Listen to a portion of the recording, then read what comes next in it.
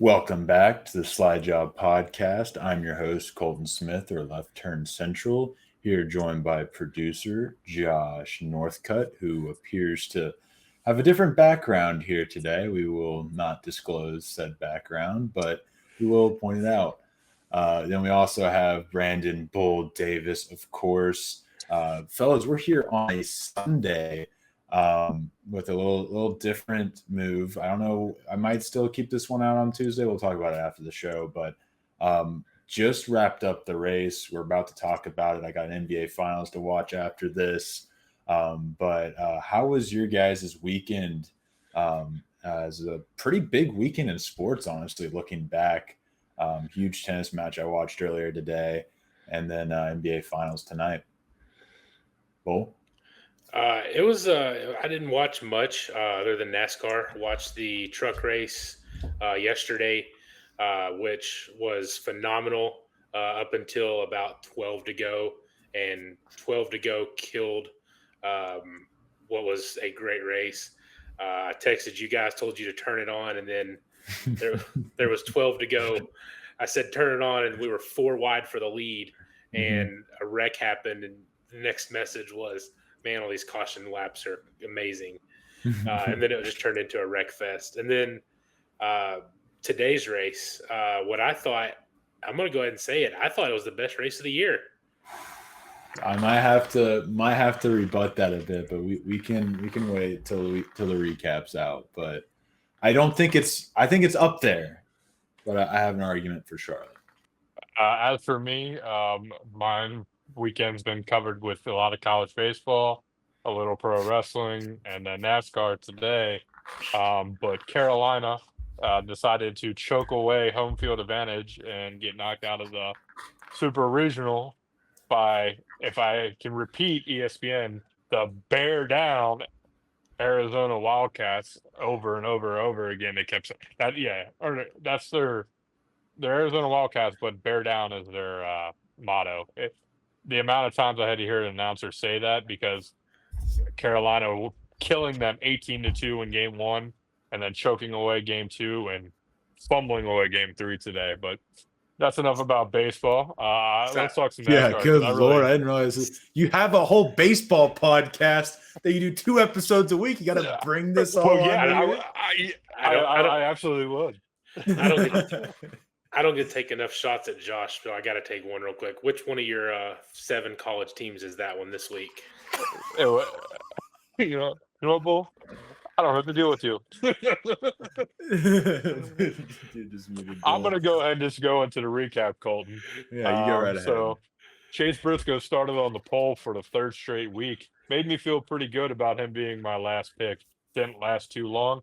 Tyler Reddick had to go to the rear for unapproved adjustments, but it did not take him any time, as he went from 36th to 19th after 10 laps. That car was absolutely flying through traffic.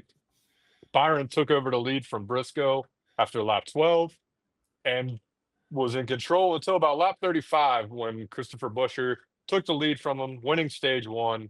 Byron second, Hamlin third, Briscoe fourth, and Barry fifth. Nice little run there by Barry, being the top quote-unquote Penske car. Pretty impressive.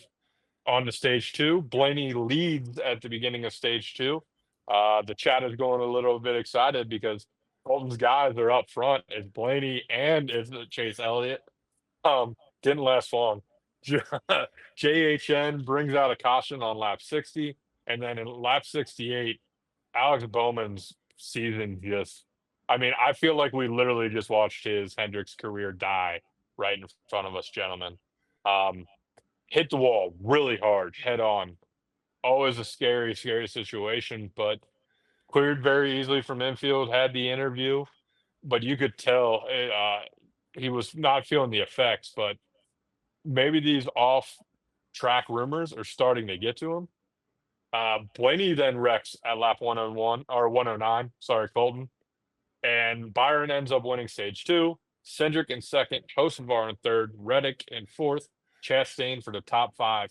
Cindric and Reddick were also pushing Byron towards the end of stage two, and Hocevar was very impressive, driving all over the track, high, low, making good passes. And Bull was yeah, you know what? I'll play friendly and not say what Bull was doing during that. Stage 3, Larson reports voltage issue early in the stage 3. Surprisingly was able to finish it, so nicely done there. During the pit stop, Zane Smith wins the race off pit road after a Gilliland caution on lap 149.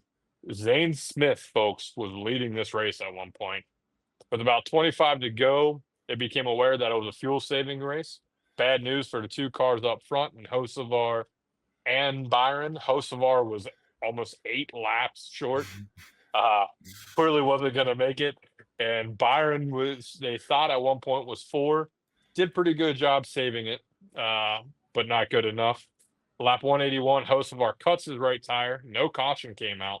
Probably could have saved Byron, but Byron takes the lead. Hocevar ends up finishing 29th on the day. And then Hamlin takes the lead with 3 to go. Beautiful driving. Was basically told, and you guys can correct me if I'm wrong, with about 15 to go, he was told, "You're clear, take off, go I win think this it was thing." even 20 laps to go. I think it was more Was than it that. It about- was Yeah, I think it was like even 20. about 20 to Yeah. go. They said you're a half lap to the good. Put the offense on. Yeah, and that is what he did. Is with 3 to go, he took over the lead in the race. Byron runs out of gas and falls all the way down to 28th. But your top 10 to end it, Busher, Gibbs, Wallace, Larson are your top 5, and Chastain, Zane Smith, KFB, Priest, and Brad in the top 10. I don't want to say I told you so, but I'm going to go ahead and pat myself on the back. That's 3 RFK cars in the top 10, and Colton's number one enemy from the podcast on Friday, not Joe Gibbs, Ty Gibbs finishing in third. Joe Gibbs is too. right up there. That whole organization, never getting a job with that organization. You're welcome, Ty Gibbs. I guess I'll just keep on talking shit so you can actually prove me wrong. Yeah, that was a fun race. My rebuttal is, Bull, this is the second best race of the season, just behind that of Charlotte. I think Charlotte was just a really good race, and it's a personal preference thing. I do love the fuel strategy. I do love that aspect of it, of who's gonna be the one who saved enough, who used up too much. I really love the addition of the miles per gallon meter that they had there on the Prime broadcast. Typically on Fox or NBC, they have like this kind of dial thing that kind of vaguely tells you, which is fine, but I like the extra mile. We're seeing actually how many miles per gallon, which is like driving around the old Dodge Ram. No symbolism there in the Dodge Ram. Just driving that around town or something with like 8 point. I think Hamlin was getting like 4.6, and somebody who was saving it was either Byron or somebody else was getting like 8.6 or something like that. But I thought that was a really cool graphic that just gives a little more context to especially at a race like Michigan that comes down to this fuel strategy. I did love this race. I thought it was a great race. I thought Amazon Prime's broadcast was once again stellar, which just helps make the race feel better and better. Because when you look at it from perspective of like Bristol last year, I went to that race, so I hold that race near and dear to my heart. But was it really that interesting or of a race? It's all about how you view the race, and that's largely affected by where you're viewing it from. At home, are you watching a Fox broadcast? Are you watching a Prime broadcast? That's going to affect how you feel about these races. If Fox was doing this race, I have a feeling we probably wouldn't have it held as high of a standard, although it was a really good race, so maybe we still did. But I still do hold the Coke 600. I think maybe it's just because it's the Coke 600. Maybe it's because it was under the lights. Maybe it's all of that pizzazz that has that kind of high up in my rankings. But it is my take. Go ahead, Bull. So I love this race. Like I said earlier, I think this was actually the best race of the year, and I think Amazon was the perfect place for this race. Their broadcasts show the speeds very well. Seeing them sell it off 200 into the corners and being able to take the runs seeing the drivers be able to take the runs, make the passes. We saw numerous passing today, something we haven't been able to say much. The Coke 600 was another one you mentioned that we were able to say that. Just goes to show intermediates is the best track type that we've got right now in NASCAR. The two best races are a mile and a half and a 2-mile track.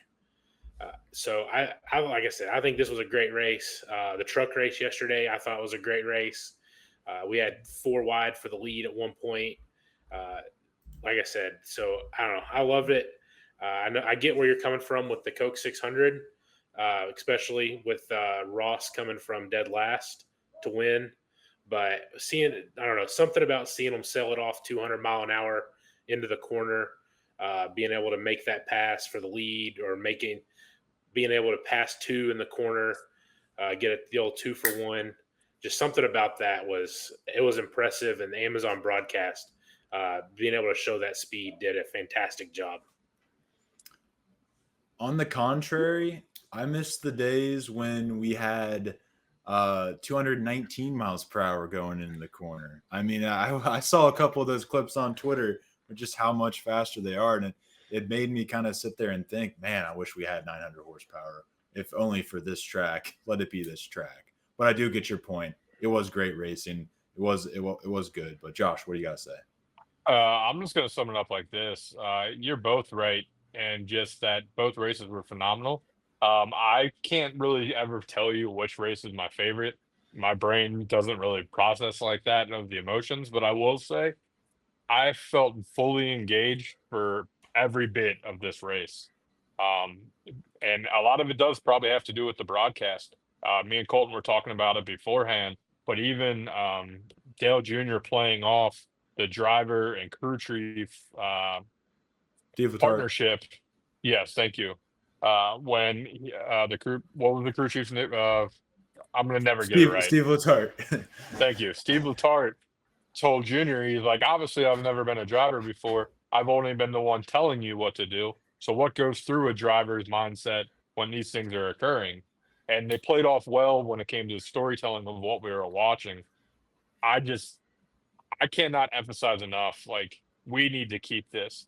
I love Kevin Harvick. I love Boyer, but the Fox broadcasters got to go. We have been spoiled rotten for, 3 weeks now?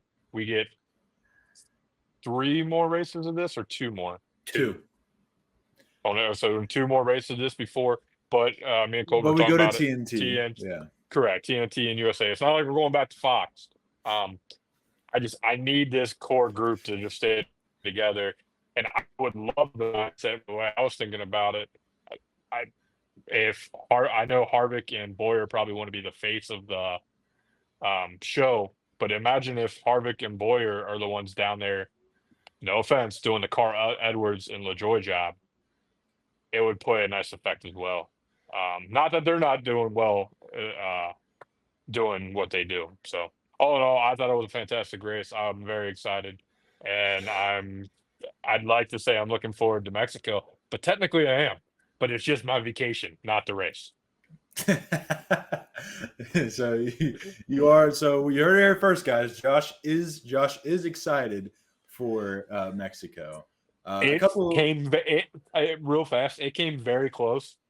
I legit thought about going to the race on Sunday, but I don't know the safety measures of everything of it. And you realize it's a NASCAR race in Mexico City. I mean, it is very interesting to see what happens. The security that they have on all the cars, apparently, every single truck is getting a police escort. They're taking all the precautions to protect the drivers and the fans. I will give them that much. Good. Well, let's hope that all works out then. A couple notable finishers outside the top 10 I wanted to get to. Eric Jones in 11th. Josh Berry with a solid 12th place finish.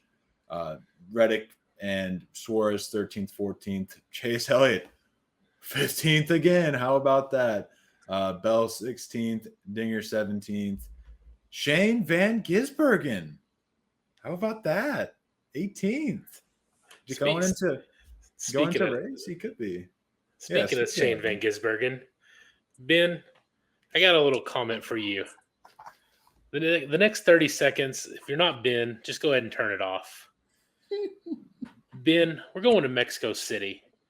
Nobody here except for a couple drivers has raced there. Last time we went to a track that nobody had raced at, it was a new car. It was a street course. Shane Van Gisbergen won. Buddy, I got something for you.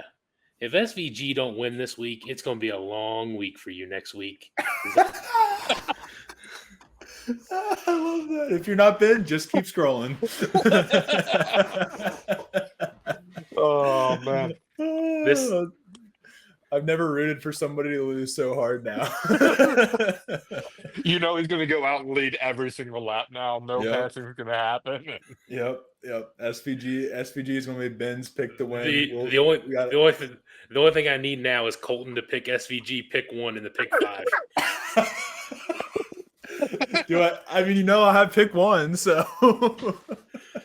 Oh man, yeah, that's what I have to do in order for the prophecy to be fulfilled, huh?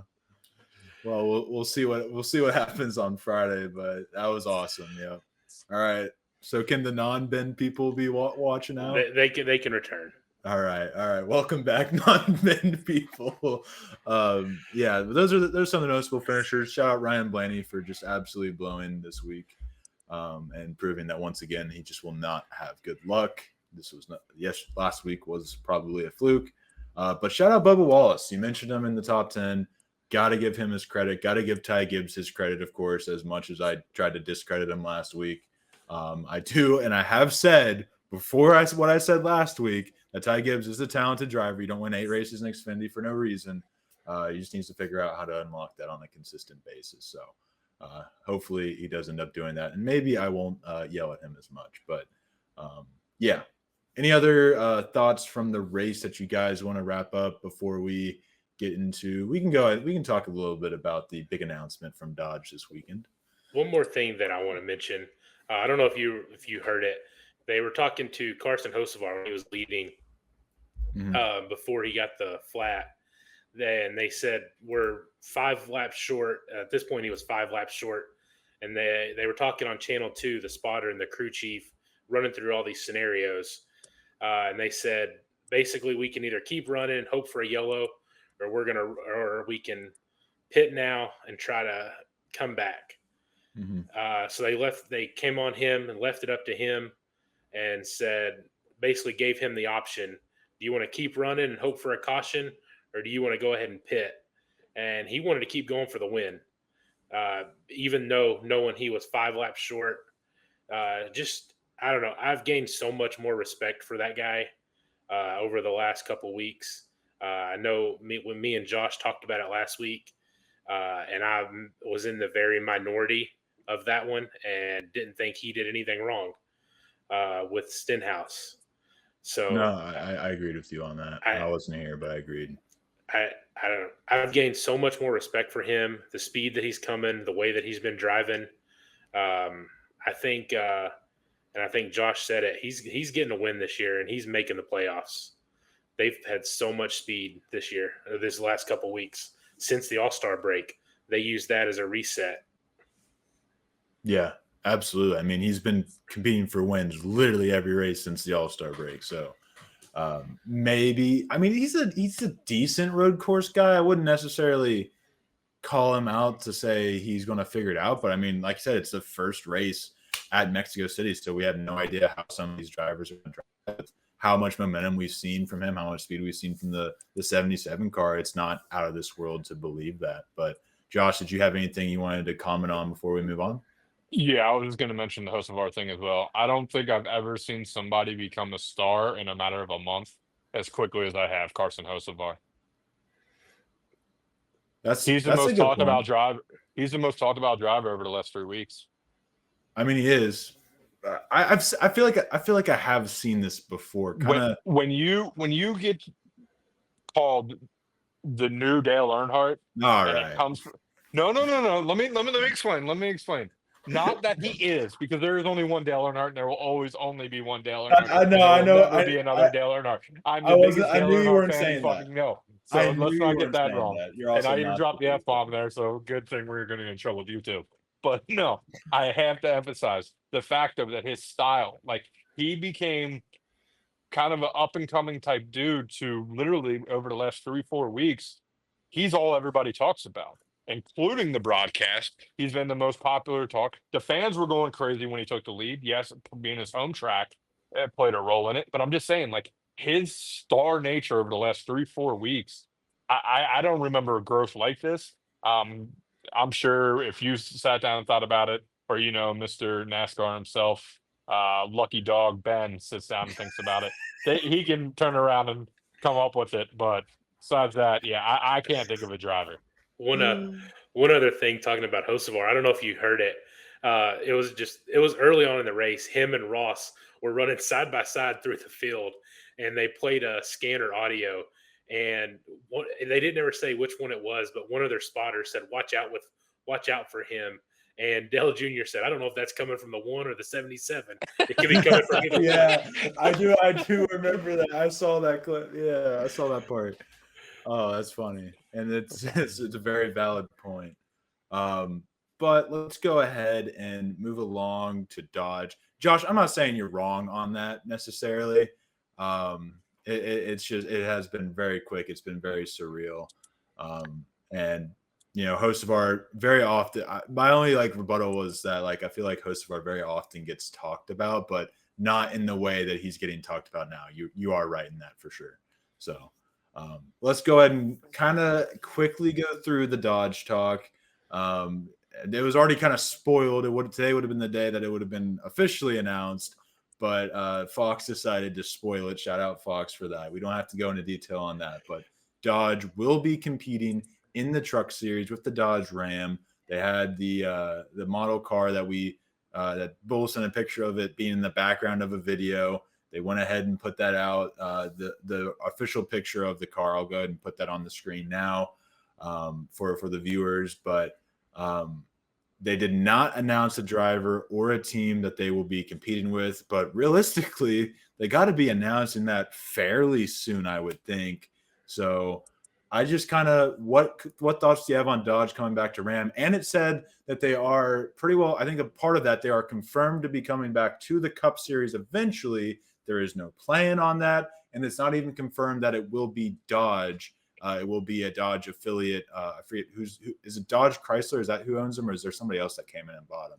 Yeah, it's like Dodge, Chrysler, Nissan, something like that. Yeah, so theoretically, Nissan, I guess, could be the one that ends up. I don't know why they wouldn't just stick with Dodge, but they didn't say that it's for sure going to be Dodge that joins the Cup Series, which wouldn't really make sense to me. But Nissan has been a really big growing brand recently, so that wouldn't be a bad one to put on there. But what are your guys' thoughts on this? And who do you think in the Truck Series? I got a list of the teams. I have a couple that I'm thinking of. I think we've mentioned this before, but who do you think Dodge is going to be picking up as the first team, starting with Bull? I don't really know.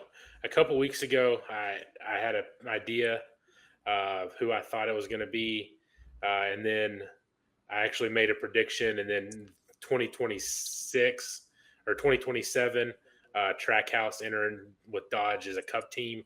But I don't know. I think originally I thought that Spire truck team may make a switch, but I don't know. They've had with their alliance with Hendrick, I don't know if that would be the smartest move. But I don't know. I do love the Dodge coming back, though. I do think the fourth manufacturer is a huge deal for the sport. I think it looks good for NASCAR. It's good for longevity. I think it's a fantastic for NASCAR in itself. And why not? Why not? I hope one of the lower teams takes a chance and moves, becomes that number one teams, and gets all the Dodge support, and adds another big team up there to run with Corey Heim and the Toyotas. Yeah, I agree. Josh, you got any ideas? I was thinking it was Spire as well. It just makes sense. Started because Spire has their own truck team too, correct? Oh, yes. So started down there in the Truck Series and then move it easily up to the Cup. It makes a lot of sense in my brain. As for what is going to come from it, I'm interested to see. As long as I don't have to see a stupid, plain, boring red car with the Dodge sponsor and a 9 on the side of it ever again, I'll be just fine.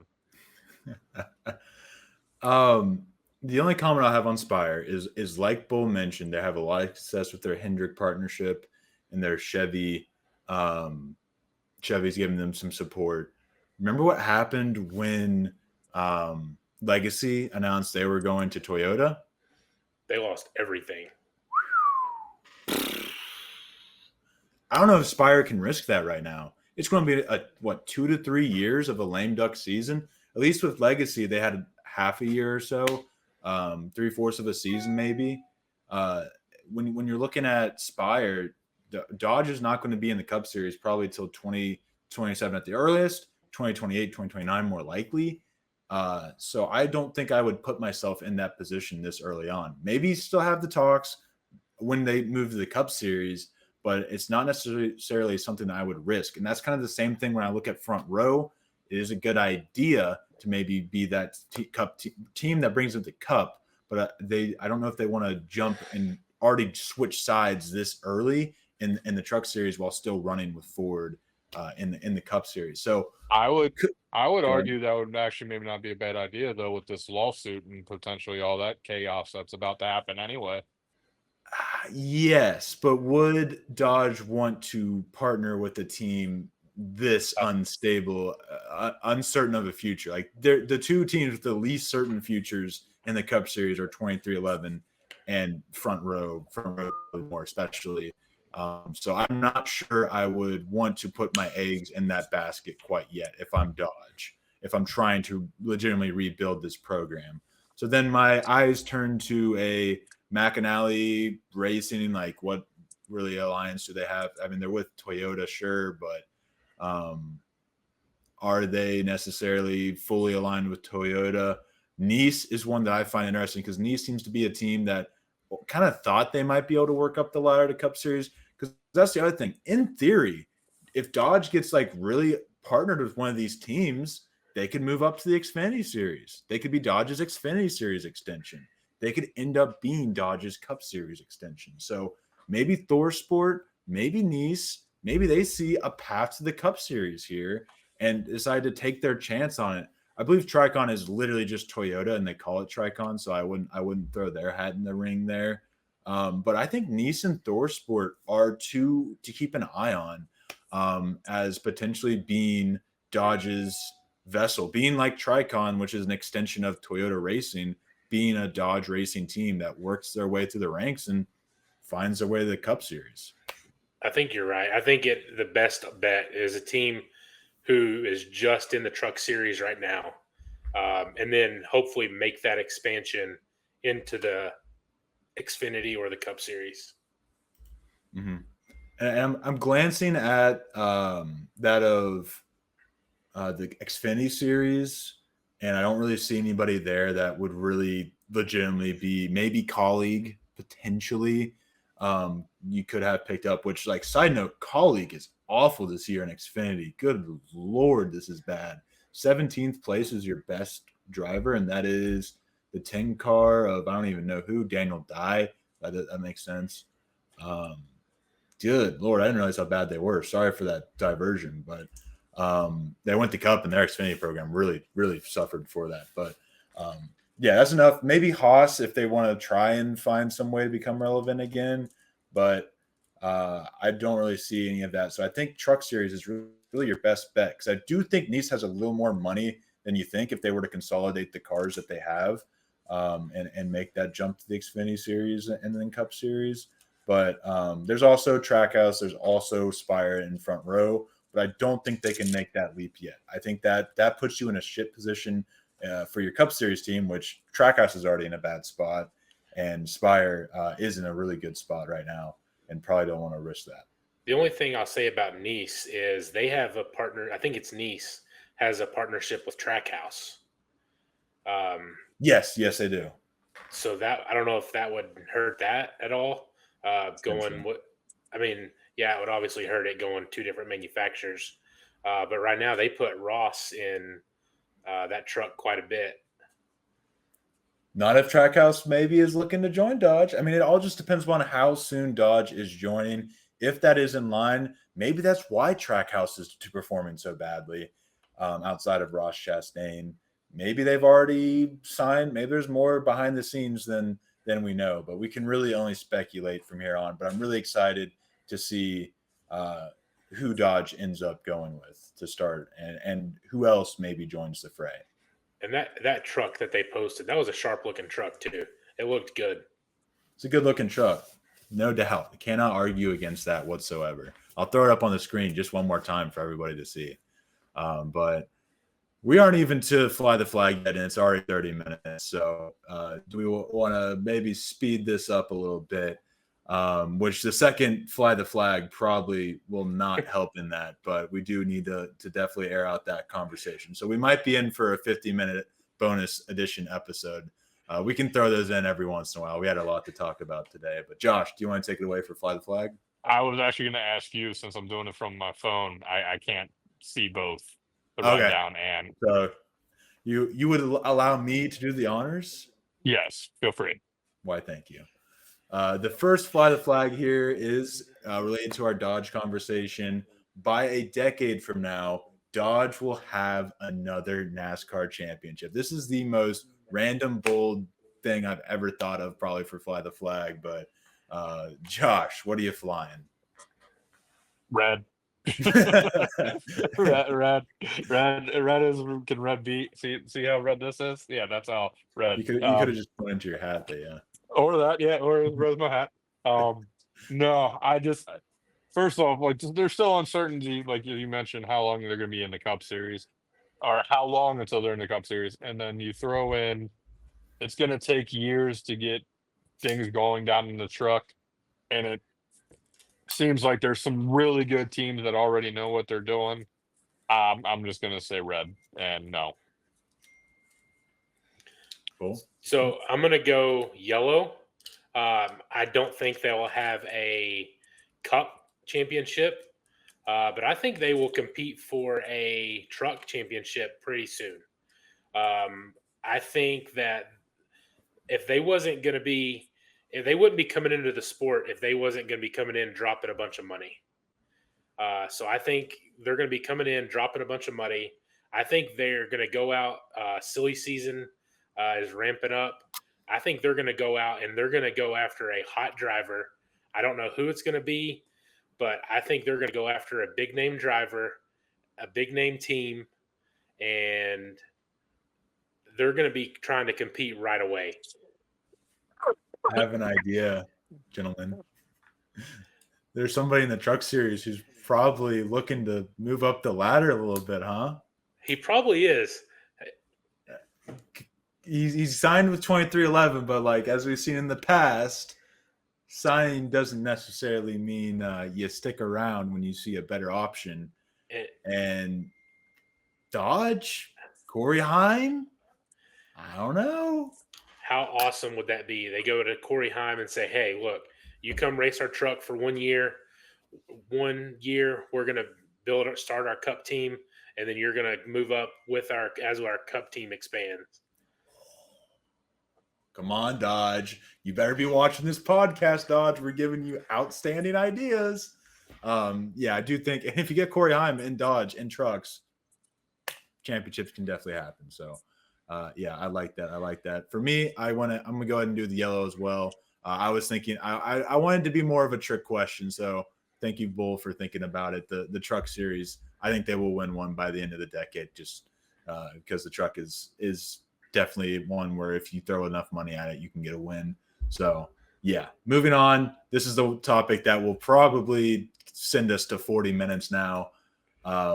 Larson should never race dirt again. Josh, I will throw it to you first this time and allow me to take a seat. See that green? See it waving? Green flag, 100%. Okay, let me explain something. I'm on gambling Twitter. Maybe me and Bull under that same Twitter. Colton, on the other hand, he's under the actual NASCAR fan base Twitter of sorts. the gambling world was in a frenzy when Chase Elliott broke his leg and missed how many races, Colton? Like 4. Okay, so yeah, missed basically a month of NASCAR. Maybe The 6. highlight over the weekends was literally Kyle Larson flipping and hitting the fence on a dirt track. Now I get it, and I'm going to beat Bull to the punch, and this is the benefit of going number one. I get it. Larson talks about how it helps him drive. However, you know what doesn't help him drive? Getting an injury and not being able to drive. The man does not need to be doing it anymore. I don't care that how much it may benefit him if we're going to bash Chase Elliott. And again, you guys seem to say you weren't on that side of the fence. On my Twitter, on the other hand, it was everywhere. If we're going to bench him for that immaturity and being a adrenaline chaser, we need to talk about Kyle Larson doing what he does. And this is also, I'm counting Christopher Bell. I'm counting any other driver who's out there doing dirt. Ty Gibbs, Alex Bowman, Kyle Reddick, Kyle Busch. And I do want to put a strong emphasis on this. So Ryan I guess Preece. technically yellow because the way you worded it. During the season, During the season, I do not want them doing this. If it could potentially affect, especially with the new rule, if you don't get a waiver anymore. What if you wouldn't have been able to race this weekend? Carson Hocevar, he does some. Go ahead, Ricky Stenhouse, he does it plenty of times. I need a drink of water for this because this is. We had this discussion. I can't throw the red flag hard enough. Josh, you said they shouldn't be allowed to race in season. So yes, you're 100%. So you're telling me from February until November they shouldn't have a life. Kyle Larson. I didn't say that. That's what you're saying. That's what they would rather race dirt. They have more fun racing dirt than they do racing NASCAR. The reason they race NASCAR is because of the money. If dirt paid more, they would be racing dirt every week instead of NASCAR. And I will go down saying that. Kyle Larson literally started a dirt series called High Limit Racing just to prove that dirt racing could pay more. I completely disagree with you. Chase Elliott broke his leg. If snowboarding, if that's what he wants to do, that's what he wants to do. If he wants to go snowboard, if Kyle Larson wants to go skydiving, if he wants to go race sprint cars, whatever, he feels like racing sprint cars makes him better. You've seen how he finished today. Well, he finished top 5 after flipping. Didn't seem to affect him too much.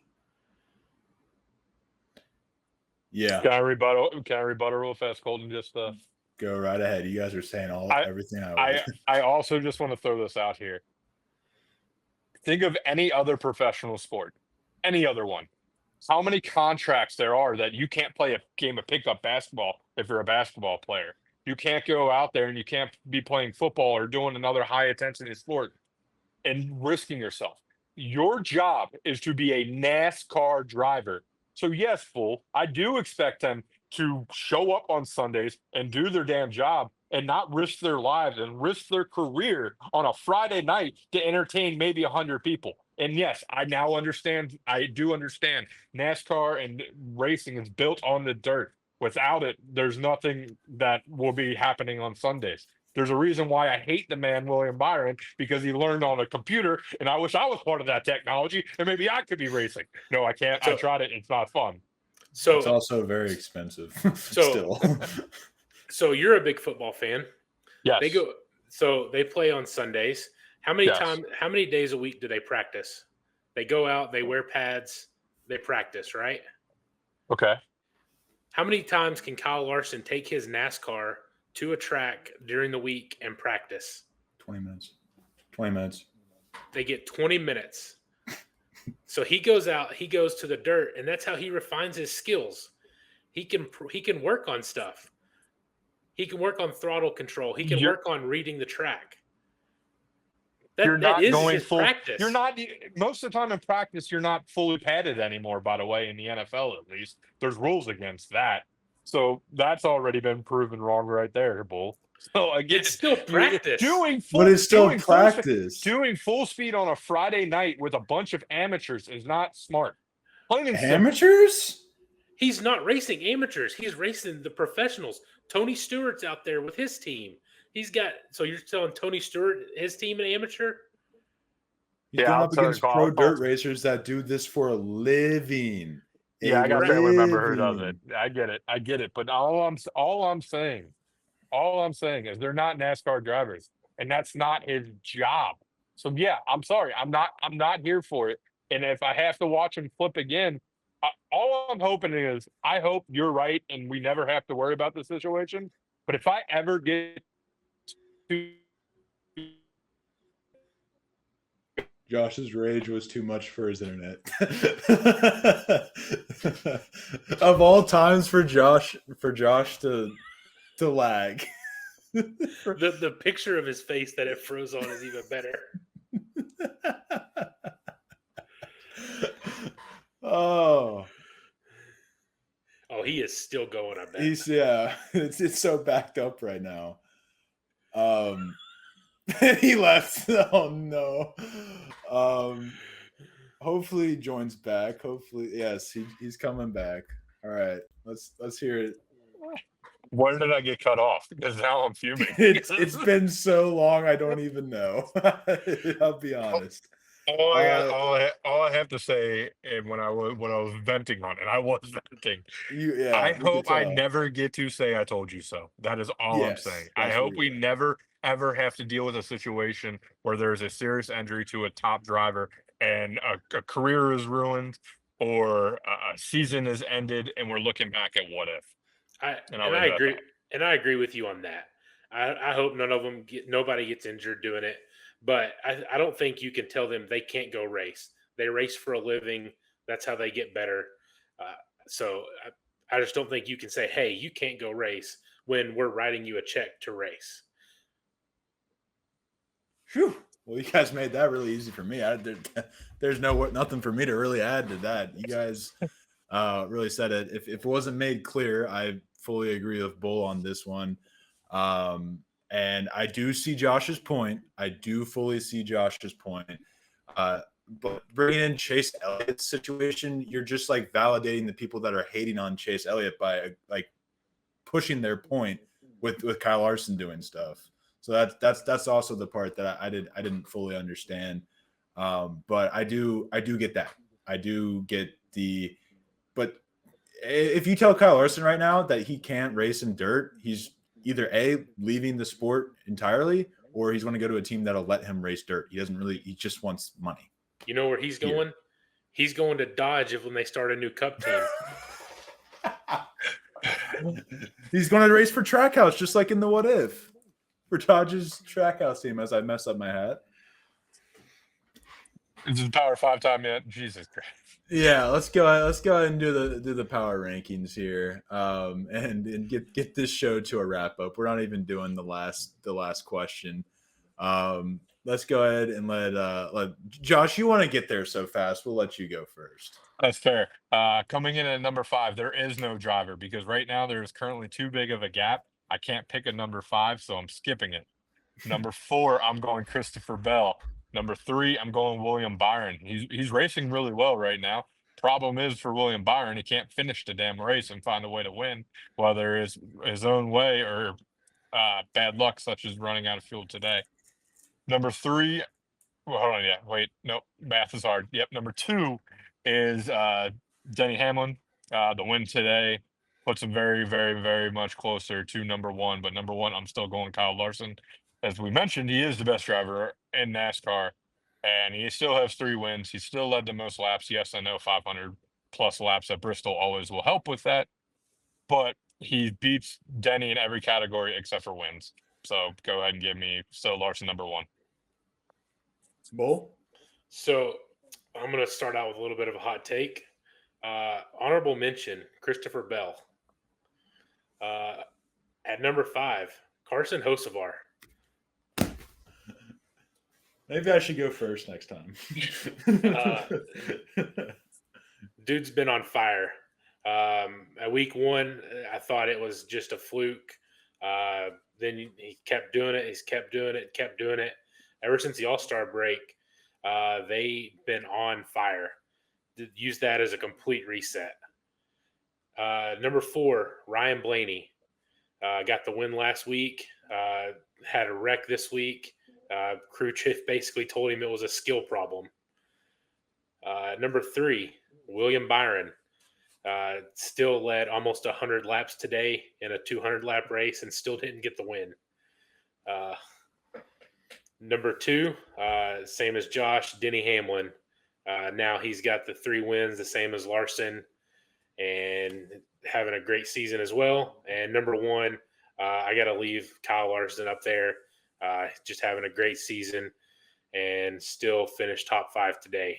Even when he's having bad races, he's still somehow finding his way up to the front. Yeah.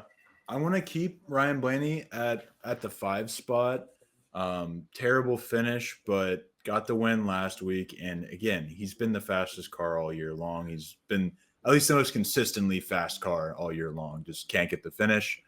Speaking of can't get the finish, I got Hocevar at 4. I think I'm putting on a little bit of a weight. Obviously, if like somebody like Chase Briscoe or Chase Elliott were to go on a run like Hocevar where they run second a lot and then don't finish second, they wouldn't get as much praise. But you got to think about the team this is running. Back in 2018, they were basically just a Rick Ware Racing where they were just kind of collecting a check. Happened to win a race with Justin Haley. I actually tried to go to that race, but it got postponed and I wasn't able to make the next day. But I digress. Still, just what a turnaround from this team. And when you look at that, when you put it on those glasses, I think that he absolutely deserves a power ranking just for the speed they have shown, not only in qualifying and to start, but to work their way to the front and stay up front until their car inevitably fails because it's not quite up to the speed that Hocevar has. But that's my number 4. At number 3, I have that of William Byron, another driver who's been really fast and hasn't quite gotten the finish that he deserves, especially today. Other days he's finished still well, but ran out of gas. By all means, should have had a top 5 at least, if not a win, but was not able to get that done. Denny Hamlin, the only one of 3 drivers to have 3 wins. Bell, I also have in my honorable mentions. I wanted to throw Bubba Wallace and, of course, Chase Elliott in there because he needs to be mentioned in power rankings because he just somehow is still in 5th in points. But Bubba Wallace has also looked really good these last 2 weeks. If he gets another top 5, I could see him sneaking into my power rankings. And then, surprise, surprise, I got Kyle Larson at the top. Just another top 5 day and kind of getting back into the swing of things, which means he probably will have a win here within the next 2 or 3 weeks. So keep an eye out for that. But those are our power rankings. Bull, I know you got a little trivia for us, so I'll let you take that away. Yeah, so I couldn't really do the stats this week, but NASCAR raced in Mexico City from 2005 to 2008. 2 active drivers won 2 of those races. Can you name those 2 drivers? That's a good one. Can you repeat that one more time? So NASCAR raced in Mexico City from 2005 to 2008. 2 current active drivers won 2 of those races. Can you name those 2 drivers? Kyle Busch. Kyle Busch is one of them. The 2008 Corona Mexico 200 won by Kyle Busch. Sponsored by Corona. That's great. That's awesome. Is Brad K the other one? He is not. The other one was 2006 Telcel Motorola Mexico 200. Denny Hamlin? Won by Denny Hamlin. Oh, wow, I got them both this time. I had a feeling it was Busch just because probably it was the Xfinity race, right? Yeah, it was the Busch Xfinity series. race. Busch ran just about every race in the Xfinity series or Busch series back then, so I had a feeling there. And then the only other active driver, unless you were trying to throw a curveball of Jimmy Johnson or something, would have had to have been Hamlin, so I went with Hamlin, and here we are. The only stat that I could really find for this week. Yeah. Are they running the same course that it was back then? I forgot they ran back then. It's kind of the same course. It's weird. It's like a half road course, half street course modified. I hear you. We'll know for sure next week. Can I hit you guys with a trivia question? I know we're going 50, so we might as well get close to an hour anyway. Let's go to the first hour-long podcast. No, I'm just kidding. What do you got, Josh? Yeah, very quickly. So obviously we have seen 2 technically street races in Chicago. 3 drivers have finished in the top 10 both times. Who are the 3 drivers? Alex Bowman. Tyler Reddick. Nope. Justin Haley. Nope. Why did you sit there and pause? You said top 3? 3 drivers have finished in the top 10. Oh, top 10. At the Chicago. Yes, in the Chicago street race. Shane Van Gisbergen. No, he wrecked. Nope. He wrecked the second year. Austin Dillon. Nope.